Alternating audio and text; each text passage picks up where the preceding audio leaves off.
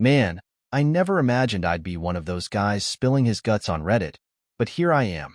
I've been married to Sarah for 6 years, and deep down, I always knew things couldn't stay perfect forever, but I never thought it would spiral this far.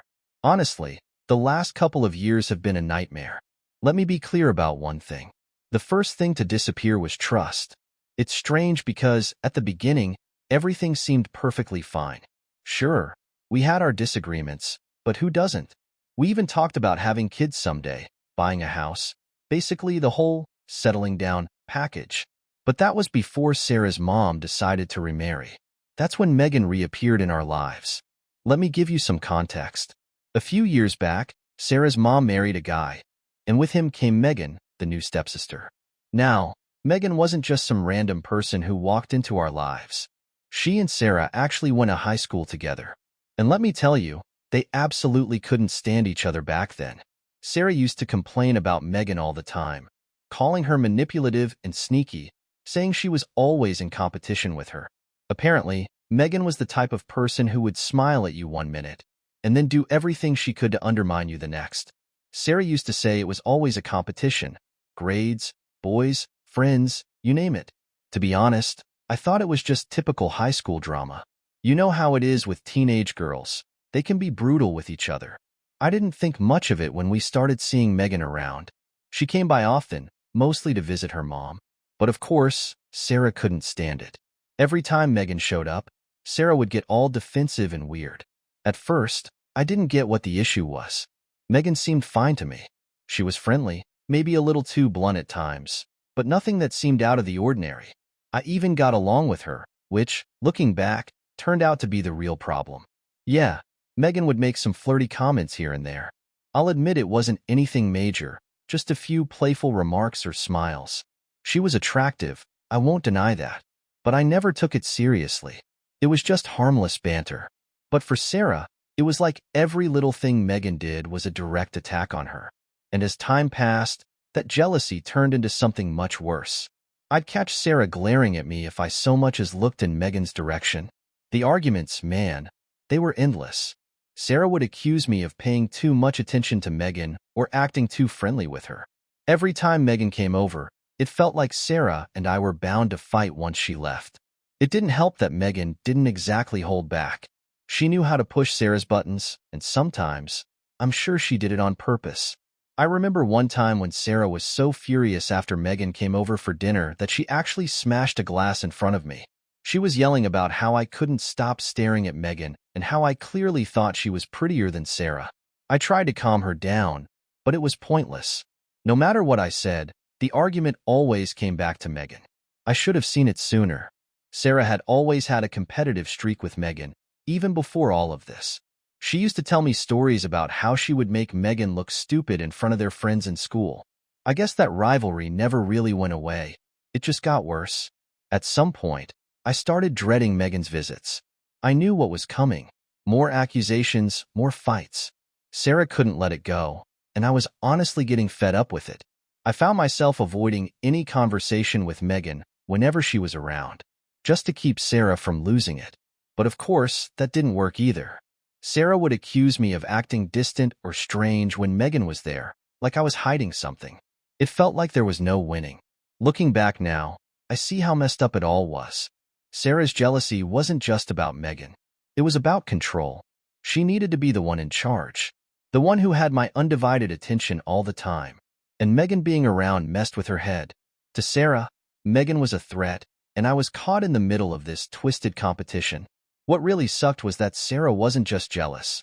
She was fixated on proving she was better than Megan. It was like she had to constantly remind me, or maybe even herself, that she was the one who got me, not Megan. But instead of focusing on our marriage, she put all her energy into tearing Megan down. Things got worse when Megan started visiting more often. Sarah accused me of flirting with her, even though I was doing everything I could to avoid any interaction. The more Sarah pushed, the more distant we became. And that's when I realized something crucial. Our marriage wasn't about love or trust anymore. It had become a game of who could win every time Megan was around. I could see the cracks widening. Sarah would flip out over the tiniest things. If I smiled at Megan, if I talked to her for too long, if I even looked at her. It was like walking on eggshells. I couldn't do anything without Sarah assuming the worst. Eventually, I stopped trying to explain myself. What was the point? Sarah had already made up her mind. She didn't trust me. And no matter what I did, I couldn't change that. The sad part is, I hadn't even done anything wrong. Sure, I got along with Megan, but I never saw her like that. But in Sarah's mind, I was guilty from the start. That was the beginning of the end for us. Those endless arguments about Megan, the constant accusations, the jealousy. It slowly ate away at our marriage. And deep down, I knew Sarah didn't want to fix things. She just wanted to be right. So no, things didn't magically get better after all those fights about Megan. If anything, they got worse. Sarah's constant quest to prove something led to even more ridiculous, childish games. At this point, I wasn't even sure what she was trying to prove, but it felt like I was just being dragged along for the ride. It all started off so subtly, almost like it wasn't a big deal at first. One evening, I walked in from work, and there they were, flowers, sitting on the kitchen counter. Roses, if I remember right. I asked Sarah, who was in another room, "What's with the flowers?" She came in with this smug little grin on her face, like she'd won some kind of prize. "Oh, just something from someone who appreciates me," she said, her voice dripping with that passive-aggressive tone I'd gotten way too used to by then. I didn't react. I'd been down this road before, and I knew exactly what she was trying to do. She wanted me to get jealous, to think some other guy was after her. She wanted me to feel threatened, but honestly, all I felt was drained. Drained from the constant games, the manipulation, and the never-ending competition. Whether it was with me, Megan, or whatever other imagined rival she was up against in her mind. So, I didn't take the bait. I just shrugged and said, "That's nice. What about my day?" It didn't even matter to me, because, in the grand scheme of things, it really didn't. But Sarah wasn't one to let things slide that easily. No, when she realized I wasn't buying her little act, she kicked it up a notch. She started dropping these offhand comments about a new man in her life, as if I was supposed to believe she was actually seeing someone. She'd leave little notes around the house, supposedly from this mystery guy, or casually mention how a coworker had been giving her extra attention. It was pathetic. I could see right through it. I mean, who leaves secret notes in their own house for their husband to find? It was like she was stuck in some kind of teenage drama, and I was supposed to be part of the show, but I wasn't going to play along. Every time she dropped one of those comments, I'd just smile, nod, and act like I didn't care. Because, honestly, I didn't. I knew she wasn't seeing anyone. This wasn't about her having an affair. It was about her trying to mess with my mind. She was trying to make me jealous, to get a reaction, to get me to beg for her attention. But I wasn't going to give her the satisfaction. Of course, when the flowers and notes didn't work, Sarah pulled out her final card. One day, completely out of nowhere, I get a text from her. It's a picture of her with some guy, Kyle, one of her coworkers. They're kissing, and the message just says, "Thought you should know." Now, if this were any other situation, I'd probably have flipped out. I mean, if your wife sends you a picture of herself kissing someone else, the natural reaction would be to lose your mind, right? But when I saw that picture, I didn't feel anything. I didn't know who Kyle was, but the way they were posed told me it wasn't real. The kiss looked stiff, rehearsed, like they were putting on a show for the camera, not like it was a real kiss. I just stared at the phone, and the only thought that ran through my head was, how the hell did we end up here? This was my wife, the woman I'd built my life with, and here she was, playing these childish, pointless games to try and get a reaction out of me. It wasn't about love anymore. It was about power, control, and her desperate need to feel like she was always the one in charge. But I wasn't going to give her that. I didn't reply. I didn't text her back. I just put the phone down and took a walk to clear my head. I knew confronting Kyle would be pointless. He was just a pawn in Sarah's messed up little game, and if I exploded, I'd just look like the bad guy. No, the real problem wasn't Kyle. It was Sarah. She was the one pulling all the strings, and I had to figure out what I was going to do about it. As I walked, I thought back to all the times I tried to save our marriage. We'd been to counseling. We'd had those long, exhausting conversations about working things out, but it always came to nothing. Sarah didn't care about fixing anything. She just wanted to keep the cycle going. Fight, make up, fight again. Always keeping me on edge. Always making me feel like the one at fault. And yeah, for a while, I thought I was the problem. I thought maybe if I tried harder, paid more attention, gave her whatever she needed, things would get better. But they never did. Because it was never about me. It was always about her. So many times in our marriage, Sarah used the same tactics to manipulate me. She'd play the jealousy card, accuse me of not caring enough, twist everything so that I ended up feeling guilty for things I never did. I'll never forget this one time, probably over something ridiculous like Megan, and she just broke down crying. She sobbed about how I didn't love her anymore, how I wasn't the man she married, how everything was my fault. And like a damn fool, I believed her. I spent that whole night apologizing, trying to fix things, when all she was doing was playing me. Now, looking back, I see how she used my emotions against me, how she made me feel guilty for things that weren't my fault. And this whole secret admirer thing, this kiss with Kyle, it was just another one of her manipulative schemes to make me feel like I was the problem. But I wasn't going to let her win this time. I wasn't going to fall for her games. Not anymore. When I got home, I didn't say a word about the picture. I didn't ask her about Kyle. I just acted like nothing happened. I could see it was driving her crazy, waiting for me to lose it, to confront her, to start yelling. But I didn't give her that satisfaction. I wasn't playing her game anymore. Sarah tried to get a reaction a few more times. She casually mentioned Kyle in conversation, dropped hints about their dates, but I just let it go. I knew the truth. Whatever was going on between them wasn't real. It was just her last-ditch effort to get under my skin, to make me feel like I was losing her. But in reality, I had already lost her. Hell, maybe I never really had her in the first place. After that picture of her kissing Kyle, I was done. I was about ready to explode, but I didn't. I always thought I had a pretty solid grip on my temper. But this was a whole different level. I was angry, sure, but it wasn't just about being mad. It was the betrayal, the manipulation, and the sheer audacity of Sarah pulling a stunt like that. She had taken what was already a failing marriage and made it so much worse. It wasn't just a fight anymore. It was some twisted game she was playing. I wanted to yell at her, ask her why the hell she thought this was okay. But the more I thought about it, the more I realized that confronting her wouldn't change a thing. Confronting Kyle? That would have been pointless too.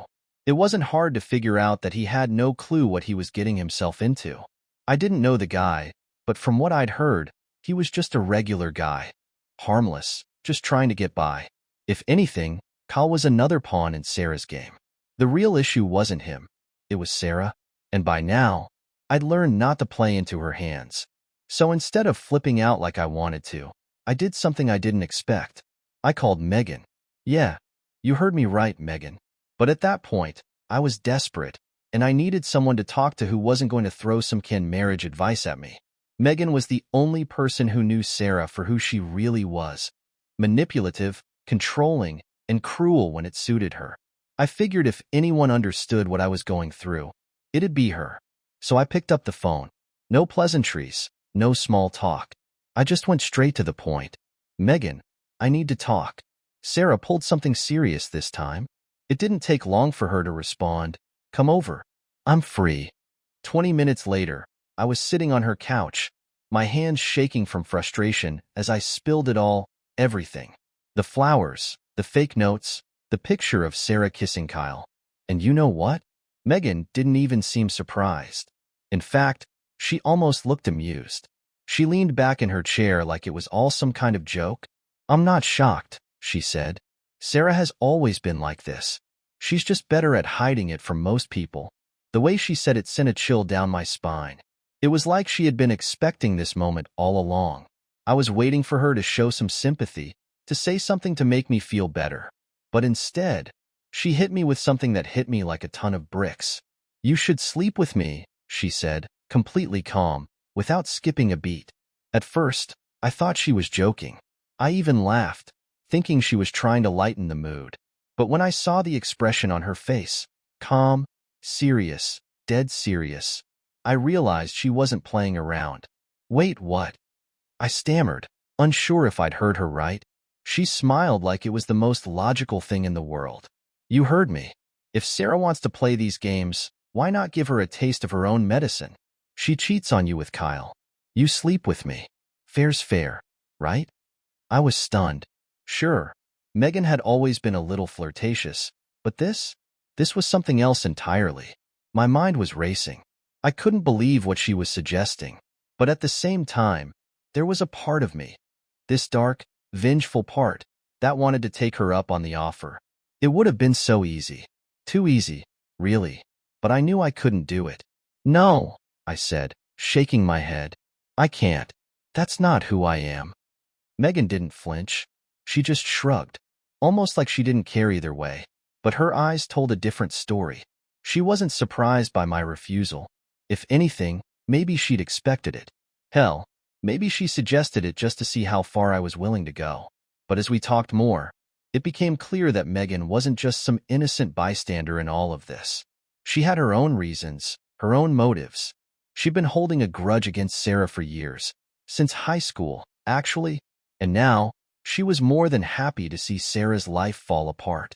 You know, Megan said, her voice almost playful, Sarah has always been like this.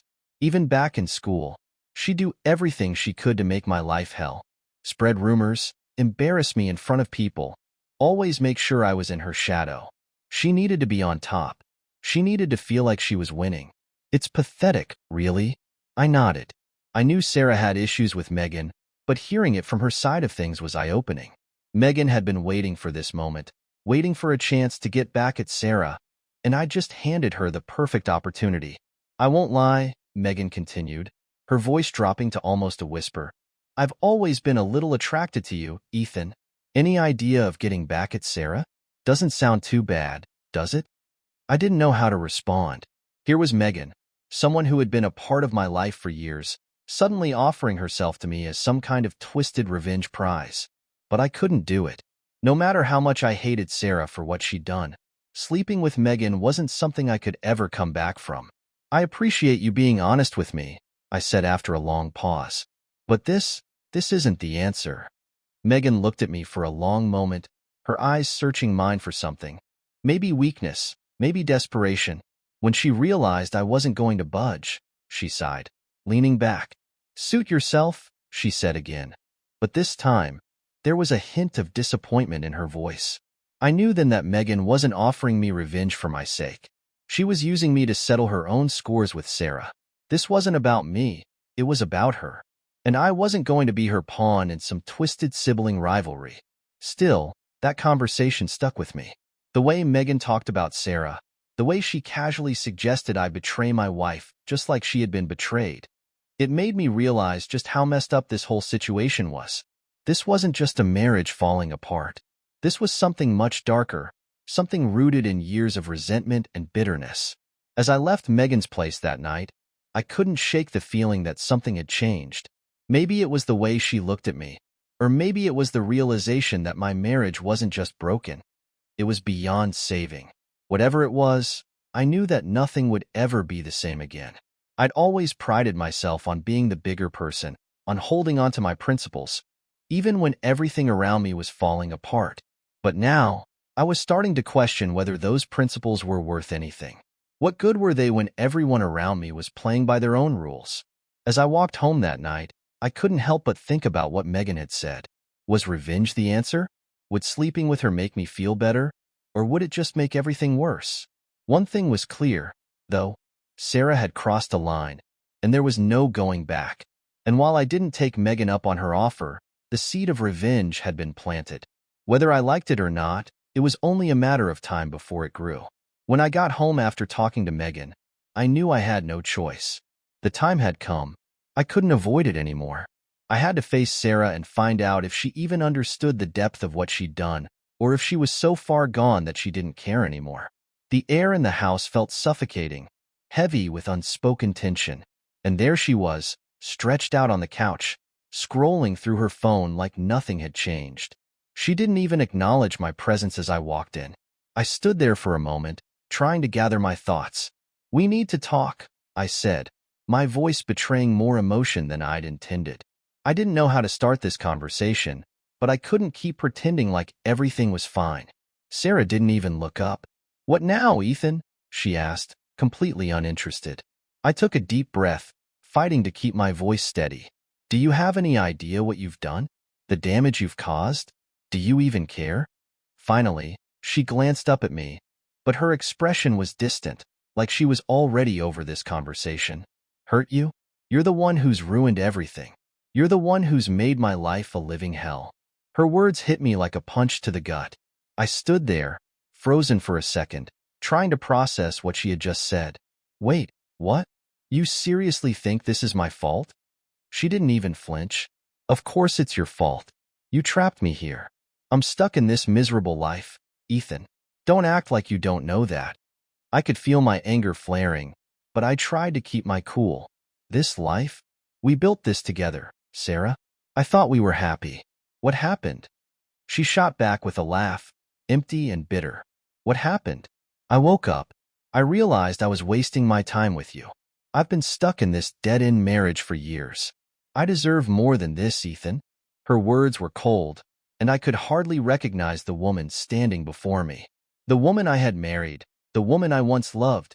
She was gone, replaced by someone I didn't know. So what? You think sending me those pictures with Kyle is going to fix things? You think making me feel worse will change anything? She shrugged like it didn't matter. I didn't force you to stay, did I? You're the one who chose to stick around. You're the one too scared to leave. I couldn't believe it. She wasn't just refusing to take responsibility for what she'd done. She was rewriting everything. All the arguments, all the games, all the lies. It was like she had convinced herself that I was the one to blame. I couldn't take it anymore. You really don't care, do you? My voice cracked slightly, the weight of everything crashing down on me. You don't care about me? About us? About anything we've built? Without a second thought, she answered. I stopped caring a long time ago, Ethan. You're just the last one to figure it out.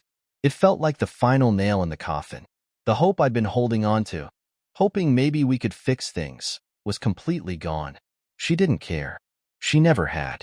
I don't even know who you are anymore, I whispered, feeling the last shred of my belief in her slipping away. This isn't the woman I married. She laughed, but it wasn't a laugh that anyone should ever hear. The woman you married? She's long gone, disappeared a long time ago, but you were too blind to see it. I tried to take a breath, but it felt like the air was being sucked out of me. Every word she spoke felt like another blow, another confirmation that everything we built together was falling apart. What happened to us? I asked, almost more to myself than to her. It was hard to even remember the last time we'd been happy, the last time things felt normal. I thought back to our honeymoon, the excitement, the dreams about our future. It felt like that had happened to someone else, like those memories belonged to a different life. She didn't answer. She didn't need to. The silence spoke volumes. Then, as if the conversation could get any worse, she casually threw in Megan's name. You know, Sarah said, sounding almost too relaxed, I always knew you were more interested in her than me. Even in the beginning, you gave her more attention than you ever gave me. Don't think I didn't notice. I couldn't believe what I was hearing. Wait, Megan? You think this is about Megan? Sarah scoffed, her tone dripping with disgust. Of course it's about Megan. You were always more focused on her than on me. That's why I started seeing Kyle. Because you were never really here, Ethan. You were always out there, chasing after her. I was stunned. You honestly think that's why I've been unhappy? Because of Megan? Sarah, this is about us. You've been playing games for months, pushing me away, and now you're trying to blame someone else? Blame someone else? She laughed bitterly. You've always blamed me. I'm not going to take the fall for your failures anymore. And that was it. The moment it really hit me. This marriage was done. There was no saving it. No fixing it. Sarah, the woman I once loved, was gone. I looked at her, but it was like looking at a stranger. Someone who couldn't care less about the wreckage she'd caused. I can't do this anymore, I said quietly, but with finality. I'm done. She didn't even look up from her phone. Good. So am I. That was it. No emotion, no regret, just cold indifference. The weight of it all crashed down on me. I wasn't just losing a marriage. I was losing the future I thought we'd had. The person I thought Sarah was. And now, I realized maybe that person had never really existed. I went upstairs and started packing a bag, the whole thing feeling like a surreal nightmare. But deep down, I knew there was no turning back. This was the end. And as I walked out the door, I didn't look back. After that conversation, I felt beyond frustrated. It wasn't just anger at her refusal to own up to anything. It was everything. The years of manipulation, the jealousy, the constant blame she placed on me. I had nothing left. No marriage. No answers. Just a mess of emotions I couldn't shake. And that's when my thoughts drifted back to Megan. I knew I shouldn't even be considering it. I knew it was a bad idea, something I'd regret, but at that moment, I didn't care. I wanted revenge. I wanted to hurt Sarah the way she had hurt me, to show her that I wasn't the pushover she thought I was. I did something I never thought I'd do. I went back to Megan. I drove to her place that night, my heart racing and my mind clouded with a mixture of anger, confusion, and something deeper that I didn't want to face. When Megan opened the door, she was caught off guard, but she didn't ask any questions. She didn't need to. The look in my eyes must have said everything. "Ethan," she said, her voice hesitant. "What's going on?" I didn't waste time with small talk. I stepped into her place, and before I could think, the words came rushing out. "You were right. I want to do it. I want to take control of this situation. I want to show Sarah that I'm not powerless." Her eyes widened in surprise, but that didn't last long. A slow smile crept across her face, almost like she knew exactly what this meant. It wasn't about me or her. It was a victory in their twisted history, one that felt like it had been building for years. "Are you sure?" she asked, her voice calm, but the way her eyes glinted told me she was ready. I nodded, pushing all my doubts aside. "Yeah, I'm sure." Everything that followed happened in a blur. I remember the way Megan's eyes locked onto mine, her kiss rough and hungry, not at all tender. It wasn't love, not even lust. It was something darker. Revenge. We were both playing the same game. She wanted to hurt Sarah just as much as I did, and now, in this moment, I was giving her exactly what she wanted. The act itself felt empty, mechanical. There was no connection, no closeness. It wasn't about intimacy. It was about crossing a line. It felt more like a statement, one I didn't want to make, but couldn't stop myself from doing. I wanted to prove something to myself. I wanted to take back control, to show Sarah I wasn't someone she could just walk all over. Afterward, I lay there, staring up at the ceiling, my mind a mix of relief and disgust. Relief because, for the first time in what felt like forever, I had taken control. Disgust because I knew deep down this wasn't me. I wasn't this person, but it was too late to take it back now. Megan seemed perfectly content beside me, a satisfied smirk on her lips. She trailed her fingers down my chest, like this was something more than just a twisted form of retaliation. I could feel her shift in attitude, like this wasn't a one-off for her. She thought this was the beginning of something. "You know," she said casually, "I could be a much better wife to you than Sarah ever was." I turned to her, surprised by the comment. "Why?" I asked, my voice flat.